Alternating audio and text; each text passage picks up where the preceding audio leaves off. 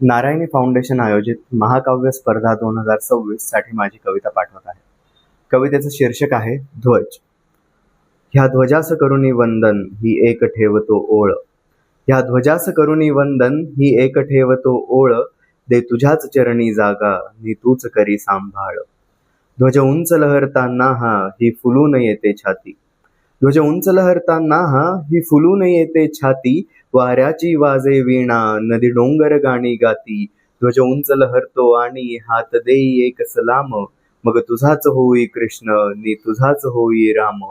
ही हिरवी जननी तूची नी तूच निळे आभाळ.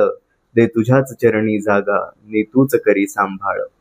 ध्वज उंच लहरताना संचरते ऊर्जा अंगी. ना भेदभाव कुठलेही एकची आस सर्वांगी. ह्या मातृभूमीला गवसो यश गौरव आणि ज्ञान. या मातृभूमीला गवसो यश गौरव आणि ज्ञान. आप्तांच्या हृदयी माया साऱ्यांचा हो सन्मान. ना होवो कुठले तंटे ना भांडण ना की वाद. प्रेमाचीच असू देवाणी प्रेमाचाची संवाद. ना पूरही येवो येथे ना पडो कधी दुष्काळ. दे तुझ्याच चरणी जागा नी तूच करी सांभाळ. मी भक्त तुझा जरी आहे मी भक्ती केली नाही. मी भक्त तुझा जरी आहे मी भक्ती केली नाही. ना लढलो तुझ्यासाठी वा अश्रू ढाळले नाही. मी फक्त करी तक्रारी मी फक्त करी आरोप. मी फक्त करी तक्रारी मी फक्त करी आरोप. विसरतो तुझी अंगाई तू शांत दिलेली झोप.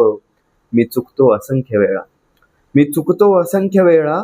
पण आता जोडतो हात भरकटल्या पोराला ह्या तू घे आता पदरात. हो तूच अतितनी आता हो तूच अतितनी आता. हो तूच भविष्य काळ. दे तुझ्याच चरणी जागा नी तूच करी सांभाळ. या ध्वजास करुणी वंदन ही एक ठेवतो ओळ. दे तुझ्याच चरणी जागा नी तूच करी सांभाळ. धन्यवाद.